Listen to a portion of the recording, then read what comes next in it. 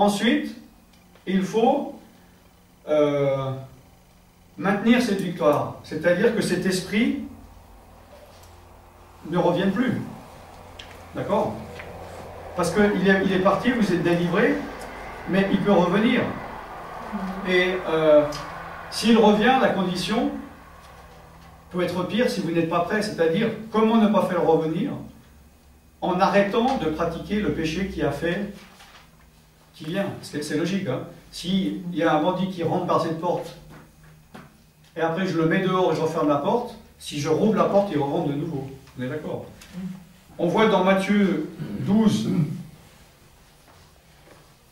43 à 45, lorsqu'un esprit impur est sorti d'un homme, il va par des lieux arides cherchant du repos et il n'en trouve point. Alors il dit, je retournerai dans ma maison d'où je suis sorti. Et quand il arrive, il la trouve vide, balayée et ornée. Il s'en va, il prend avec lui 7 autres esprits plus méchants que lui. Ils entrent dans la maison, s'y établissent, et la dernière condition de cet homme est pire que la première. Il en sera de même pour cette génération méchante.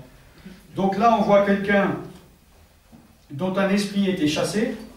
Là, on parle bien de chasser, parce que si on regarde dans le contexte, c'est là où Jésus, juste avant, il chassait les démons, et les pharisiens sont venus en disant, ouais, mais c'est le diable en toi, c'est par le diable que tu chasses les démons. Hein.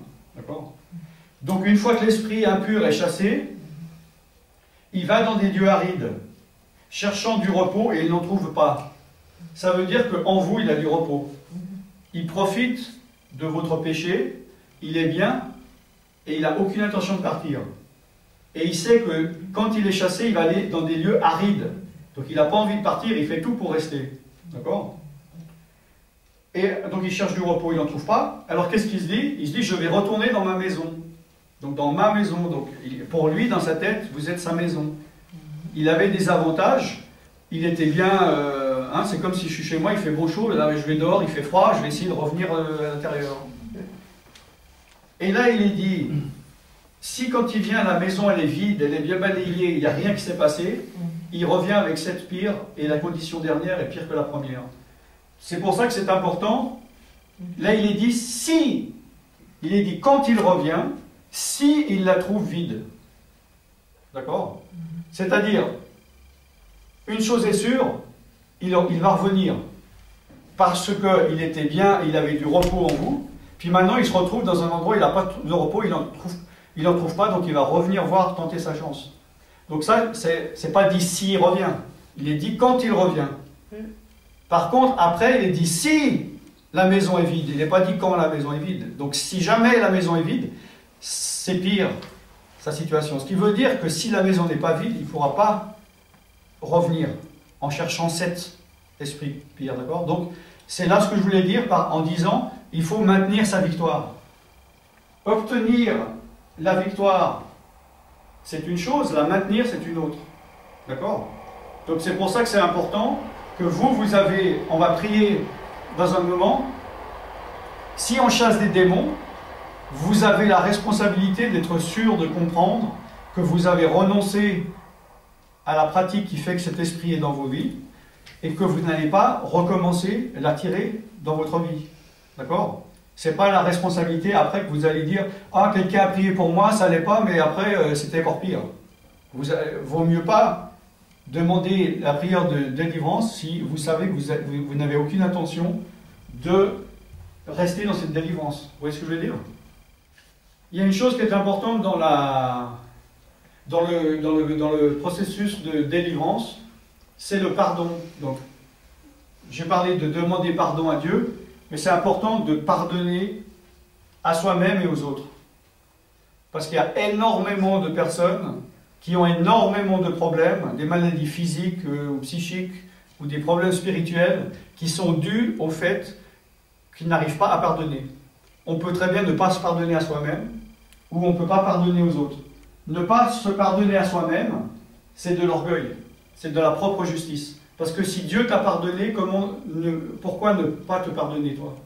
Si Dieu a dit « je te pardonne », et toi tu dis « moi je suis impardonnable », tu prends ta justice à toi plus importante que la justice de Dieu. Vous voyez ce que je veux dire? Donc il faut se pardonner. Si Dieu t'a dit tu es pardonné, tu dois te pardonner. Malgré qu'il y a des choses impardonnables dans cette société, ben Dieu il pardonne et il faut marcher dans les lois de Dieu. Amen. Il faut pardonner aussi aux autres parce que si on a de la rancune envers les autres, si on a de la colère, si on a du non-pardon, en général c'est pour se venger et faire souffrir la personne. On va dire ah, elle m'a fait du mal, moi je ne te pardonne pas pour me venger. Mais en fait tu fais absolument rien de mauvais à la personne. Tu te fais du mal à toi. Et tu empêches des déblocages de se faire dans ta vie. J'ai vu maintes personnes qui ont été guéries pratiquement instantanément de choses qui étaient uniquement dues au pardon. Donc il y a des déblocages, il y a des choses qui sont uniquement entre tes mains. Tu vas te dire pourquoi Dieu tarde, pourquoi est-ce qu'il ne me guérit pas, pourquoi il ne change pas ceci. Et c'est dû au fait que nous, on désobéit, on empêche que Dieu puisse accomplir ses paroles, ses promesses. Vous comprenez ce que je veux dire? Par exemple, le non-pardon. Par exemple, la résistance. Par exemple, la désobéissance. Dieu te dit d'aller là, tu ne veux pas y aller, tu bloques les bénédictions. Et tu peux aller te faire prier par tous les pasteurs du monde, ça ne va jamais changer. La solution, elle est en toi, c'est à toi à prendre la bonne décision. Tu vois ce que je veux dire? Concernant les péchés de nos ancêtres, on sait que dans la Bible, il est dit dans Exode 20 que Dieu punit les conséquences de la désobéissance, du péché, jusqu'à 3 ou 4 générations. Donc, il peut y avoir des liens spirituels ancestraux qui remontent à vos arrière-grands-parents. D'accord, hein? Si votre arrière-arrière-grand-parent a fait quelque chose, il y a une conséquence sur vos arrière-grands-parents, sur vos grands-parents, sur vos parents et vous-même. Vous êtes la 4e génération. Donc on peut demander pardon pour les péchés de nos ancêtres. Hein? Il ne s'agit pas de... Je ne dis pas de faire des prières pour les morts, pour qu'eux soient pardonnés, mais pour couper les liens s'il y en a. D'accord? Je savais que mon arrière-grand-père faisait ci, qu'il était dans l'occultisme. Seigneur, je te demande pardon pour le péché de mon arrière-grand-père. Et pareil, moi je renonce à ce péché, je ne veux pas le pratiquer, et je renonce à l'esprit que j'ai pu hériter. Je renonce à cet esprit, je le chasse. Donc le même principe que le péché, d'accord? Donc ça c'est important, parce que on connaît tous. On sait quand nous naissons, nous avons l'héritage physique, évidemment, bonnes et mauvaises, de bonnes conditions, de mauvaises conditions physiques de la part du comportement de nos ancêtres, aussi de l'état d'esprit, du psychisme, de la conscience morale, mais aussi spirituelle. D'accord? Donc il y a des liens spirituels. Si vous avez des questions, parce que peut-être vous savez déjà tout ça, je ne veux pas... aller là-dedans, mais si vous avez des questions par rapport à ça, on peut en parler, d'accord? Donc, la Bible dit que le monde entier est sous la puissance du malin, d'accord? Donc, on sait que la société, elle est dirigée, les choses du monde, ce n'est pas dirigé par Dieu, c'est dirigé par le diable, on est d'accord? Hein? La valeur véhiculée par les choses, par les livres, les best-sellers, les films, toutes choses, on voit que ce n'est pas des choses dirigées par l'Esprit de Dieu, on est d'accord, hein? Le monde entier est sous la puissance du malin. Donc, nous avons été influencés. Je vais donner j'ai fait une petite liste là, comme exemple. Je crois qu'il y a 9 types d'esprits par lesquels on a pu être influencé à cause d'être humain, d'être né, quoi. Hein? Donc, cet esprit du monde, cet esprit diabolique, ben, on a été sous son influence, vu que du jour de notre naissance à notre conversion, on était sous l'influence de l'esprit du monde. Est-ce qu'on est d'accord? Oui. Bon, il peut y avoir aussi un esprit que j'ai mis continental. C'est-à-dire que si tu nais en Australie ou en Afrique ou en Europe ou aux États-Unis, tu n'es pas sous la même culture, tu n'as pas sous les mêmes valeurs, tu n'es pas sous les mêmes influences culturelles, intellectuelles, mais aussi spirituelles. Donc on est comme sous une influence, une cloche continental, par exemple. Celui du pays. Là, la Suisse et la France se touchent, mais la mentalité, ça n'a rien à voir. Hein, on est d'accord? Moi, je suis souvent entre Genève et le... Hein? Berne, c'est spécial, c'est dans un ville même. Ah ouais, voilà. Moi, des fois, je suis là, je suis en Suisse, je fais ça, je suis en France. Puis je bois un café, puis je reviens en Suisse. Hein? Et ben, la mentalité, elle est différente. Si tu fermes les yeux, tu sens que l'ambiance est différente. Hein? Donc il y a un état d'esprit par rapport au pays, des valeurs. On sait que tu vas dire, derrière la porte, il y a un Allemand, et puis là il y a un Italien, tu sais qu'ils ont une mentalité différente.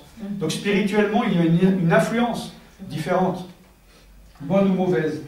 Il y a aussi les influences qui viennent souvent, qu'on dit, raciales. C'est-à-dire que dans les sociétés où on vit, on va dire, ouais, moi je suis blanc, les blancs c'est comme ça, moi je suis noir, on est comme ça les noirs. On est d'accord? Mais ça c'est l'esprit du monde, parce que au niveau spirituel, on est une nouvelle race. Amen. Amen. Donc comme on dirait, comme Paul disait, il n'y a plus de juifs, il n'y a plus de grecs, il faut plus se voir en tant que race, dire ouais je suis chrétien, mais moi je suis blanc, donc je ne suis pas comme les Chinois, comme les Africains, tout ça. Hein? On est d'accord? Il y a aussi les esprits évidemment de la ville ou des villages, comme on dit. Je suis sûr que, moi je ne connais pas ici, mais je suis sûr que Bienne, c'est différent qu'à côté, Yverdon, une ville d'à côté. Il y a des particularités culturelles, mais aussi spirituelles. Donc il faut, tous ces esprits-là, il faut les renoncer. Hein? Il faut pas s'identifier à eux. Il ne faut pas se dire, ouais, moi je suis né à Bienne, et puis à Bienne c'est comme si, puis voilà, je suis comme ça. Parce que tout le monde est comme ça. D'accord? Donc là, c'est pour ça que je dis esprit de ville ou de village, ou esprit de tribu, et esprit tribal, hein, que ce soit une vraie tribu ou même familiale, dire voilà, nous, notre famille, je m'appelle comme ça, puis les personnes de ce nom de famille sont comme ça, puis ils sont pas autrement. Jésus est venu nous libérer, nous délivrer de la vaine manière de penser de nos ancêtres. Amen. Hein, amen. Ça doit être dans 1 Pierre 2, je pense, ou 2 Pierre 2, regardez après. D'accord? Et il y a évidemment l'esprit familial, donc comme j'ai dit, par rapport à notre famille, et tous les esprits familiers qui sont dans la famille. D'accord? Donc il y a une différence entre l'esprit familial et... Si vous ne savez pas, vous me demandez après, d'accord? Donc un esprit familier, c'est un esprit qui était attiré, comme son nom l'indique, par une famille, et qui est resté, et qui était hérité. Hein, c'est comme si, moi, voilà, j'achète ce pot-là, là, puis il est dans la maison, puis mon enfant, il naît ici, bah, il va avoir ça dans sa maison. Et puis son enfant va être né, là, il s'agit d'esprit. D'accord? Donc il faut renoncer à ces esprits familiers. Vous pouvez vous demander après si vous n'avez pas... Et puis après, justement, c'est ce que j'appelle les esprits personnels, que j'ai parlé tout à l'heure, c'est-à-dire par rapport à nos propres péchés, à nos propres manières.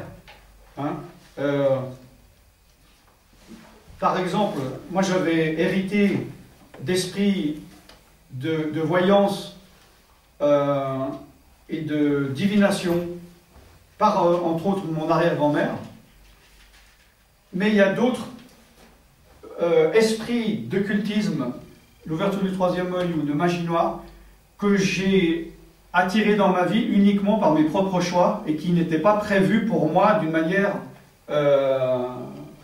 générationnelle. Vous voyez ce que je veux dire?